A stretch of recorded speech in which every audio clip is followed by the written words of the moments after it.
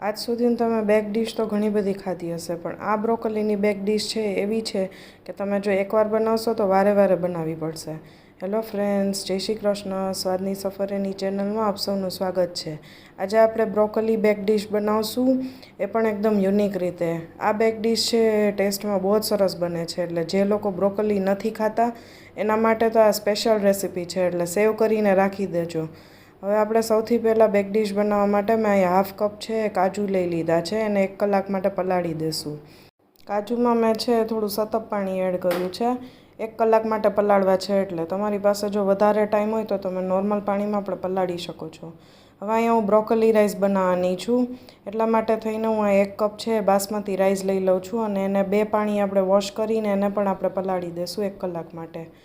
હવે આ બે વસ્તુ પલળે ત્યાં સુધીમાં આપણે વેજીટેબલ છે એની પ્રિપેરેશન કરી લઈએ. મારે અહીંયા બ્રોકોલી છે એ 2 રીતે યુઝ કરવાની છે. એક મારે ગ્રેવી બનાવવામાં યુઝ કરવાની છે અને એક બ્રોકોલી છે આપણે ચોપ કરીને ગ્રેવીમાં વેજીટેબલ તરીકે યુઝ કરશું. એટલે હું જે બ્રોકોલીનો સ્ટેન્ડનો પોર્શન છે એ બધો હું વધારે પડતો ગ્રેવીમાં એડ કરી દઈશ. એટલે હું અહીંયા 2 બાઉલમાં અલગ અલગ રીતે બ્રોકોલી છે એને કટ કરું છું.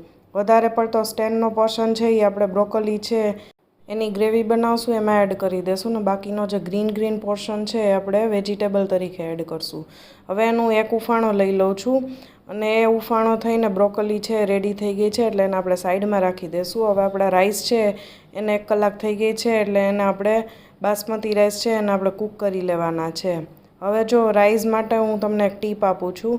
બાસમતી રાઈસ છે એકદમ સરસ છે, વ્હાઈટ બને અને છૂટા છૂટા બને. એના માટે તમારે એમાં નમક અને થોડું લેમન એડ કરશો એટલે એનાથી ને બાસમતી રાઈસ છે તમારે એકદમ સરસ કૂક થશે. હવે જો આપણી બ્રોકોલી બોઇલ થઈને રેડી થઈ ગઈ હતી, એને આપણે ગ્રેવી કરી લેવાની છે, એટલે મિક્સર જારમાં હું એડ કરી દઉં છું. પછી આપણા જે કાજુ પલાળેલા હતા એ એડ કરી દઉં છું. હવે હું આમાં 7 થી 8 કળી લસણની એડ કરું છું અને મેં આમાં થોડું પનીર એડ કર્યું છે. તમારે પનીર ન એડ કરવું હોય તો પણ તમે સ્કીપ કરી શકો છો. મેં અહીંયા હોમમેડ પનીરનો યુઝ કર્યો છે, એટલે મેં એકદમ સ્ક્વેર પીસીસ કટ કર્યા, એટલે મારે સાઈડનો પનીરનો જે પોર્શન હતો એ વધ્યો હતો એ મેં ગ્રેવીમાં એડ કરી દીધો છે. હવે ગ્રેવી બનાવવામાં હું સોલ્ટ એડ કરતાં ભૂલી ગઈ હતી, એટલે મેં ગ્રેવી બનાવવામાં પીસવામાં વચ્ચે છે સોલ્ટ એડ કરીને થોડું પાણી એડ કરી લીધું છે. આની એકદમ સરસ ફાઇન એકદમ પેસ્ટ બનાવવાની છે. જો એકદમ સરસ છે બ્રોકોલીની પેસ્ટ છે રેડી થઈ ગઈ છે. હવે જો આપણે જે પનીર છે એની ક્યુબ્સ મેં બનાવેલી હતી, આ હોમમેડ પનીર જ છે. એની ક્યુબ્સ છે એ જે આપણે ગ્રેવી બનાવી એ ગ્રેવીથીને જ મેરિનેટ કરી લેવાની છે અને એમાં થોડું ચીલી ફ્લેક્સ ને ઓરેગાનો એડ કરીને આપણે મેરિનેટ કરવા રાખી દઈશું 10 મિનિટ માટે. હવે આપણા રાઈસ છે ઓલમોસ્ટ કૂક થઈ ગયા છે. આને 80 to 90% જ કૂક કરવાના છે, કારણ કે આપણે બેક ડીશ બનાવશું ત્યારે પણ થોડા કૂક છે એ થશે રાઈસ 10 થી 15% જેટલા. હવે આપણે રાઈસ છે એને ઓસાવી લેશું, કારણ કે રાઈસ છે એ કૂક થઈ ગયા છે.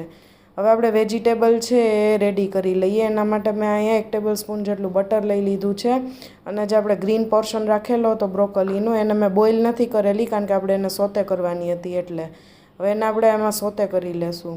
બ્રોકોલી છે થોડી સોતે થાય પછી એમાં હું રેડ, યલો ને ગ્રીન છે કેપ્સિકમ એડ કરી દઈશ. મેં આમાં ક્યુબ્સ ફોર્મમાં કેપ્સિકમ છે કટ કરેલા છે. તમે સ્ટ્રીપ્સ તરીકે કટ કરવા હોય તો તમે એ પણ કરી શકો છો, પણ આમાં ક્યુબ્સ છે એ વધારે સારી લાગશે, કારણ કે આપણે બેક ડીશ બનાવીએ છીએ એટલે. હવે આને એકદમ સરસ છે સોતે કરી લેવાનું છે. 50% જેવું વેજીટેબલ છે સોતે થઈ જાય પછી આપણે એમાં બ્રોકોલીની જે આપણે પેસ્ટ બનાવેલી હતી એ એડ કરી દઈશું. આ બ્રોકોલીની ગ્રેવીના લીધે આ બ્રોકોલી બેક ડીશ છે એ ટેસ્ટમાં બહુ જ સરસ લાગે છે ને એકદમ ક્રીમી બને છે, કારણ કે આમાં આપણે બ્રોકોલી અને કેશ્યુ એડ કરેલા છે, એનાથી ને ગ્રેવી છે એકદમ ક્રીમી ને રીચ બને છે. હવે અહીંયા સ્વાદ પ્રમાણે હું થોડું સોલ્ટ એડ કરી દઉં છું અને હાફ ટેબલ સ્પૂન જેટલા ચીલી ફ્લેક્સ એડ કરું છું ને હાફ ટેબલ સ્પૂન જેટલો ઓરેગાનો એડ કરું છું. તમારા અધર સ્પાઇસીસમાં પીઝા સિઝલિંગ્સ છે કે મિક્સઅપ છે એ તમારે એડ કરવું હોય તો કરી શકો છો. તમે આ રીતે બેક ડીશ બનાવશો તો એકદમ હેલ્ધી બનશે અને બહુ જ ટેસ્ટમાં સરસ લાગે છે. હવે જો આપણું પનીર મેરિનેટ છે એને 10 મિનિટ થઈ ગયું છે, એટલે મેરિનેશન થઈ ગયું છે એકદમ સરસ. એટલે હવે આપણે એને છે લોઢીમાં એકદમ સરસ છે શેકી લેવાનું છે ચારેય સાઈડથી ને. આ પનીર છે મેરિનેશન તમે દહીંમાં પણ કરી શકો છો, પણ આપણે બ્રોકોલીની બેક ડીશ બનાવીએ છીએ એટલે જો બધી વસ્તુમાં બ્રોકોલીનો ટેસ્ટ આવશે તો જ એ બેક ડીશ છે એકદમ સરસ બનશે. હવે આપણે રાઈસ જે કૂક કરેલા હતા એ રાઈસ આપણે બનાવી લઈએ. અહીંયા હું સ્વીટ કોર્ન રાઈસ બનાવું છું. એના માટે મેં અહીંયા 1 ટેબલ સ્પૂન જેટલું બટર લઈ લીધું છે અને 1 થી 1.5 ટેબલસ્પૂન જેટલું મેં ગાર્લિક લઈ લીધું છે, એકદમ સરસ ઝીણું ચોપ કરીને. આ રાઈસ છે એ ટેસ્ટમાં એકદમ સરસ બનશે. હવે હું અહીંયા હાફ કોર્ન છે એને બોઇલ કરીને મેં લઈ લીધી છે. સ્વીટ કોર્ન એડ કર્યા પછી આને 1 થી 2 મિનિટ માટે સોતે કરી લેશું ગાર્લિકની સાથે. આ રાઈસ એમને પણ ટેસ્ટમાં એટલા સરસ બને છે કે આની સાથે તમે કોઈ પણ વસ્તુ નહીં બનાવો તો પણ એકદમ ભાવશે.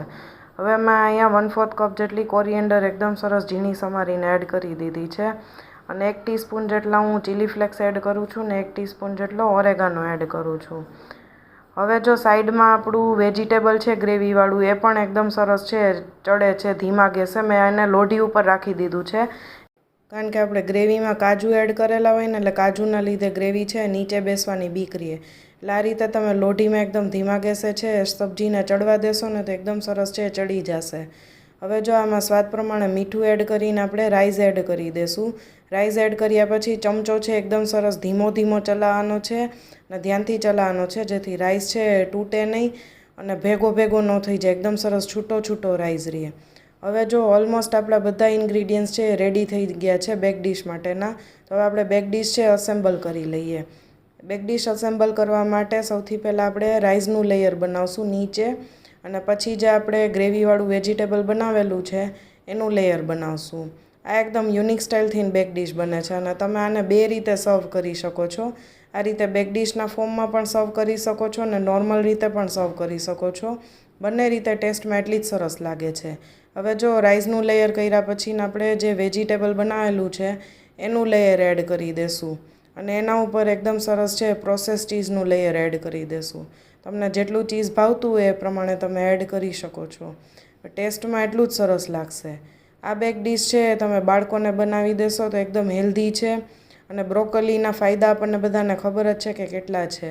એટલે તમે નોર્મલ બેક ડીશ બનાવશો એના કરતાં આ રીતની બેક ડીશ બનાવી દેશો તો એક ફૂલ મીલ થઈ જશે કારણ કે આમાં રાઈસે આવી જાય છે અને વેજીટેબલે આવી જાય છે.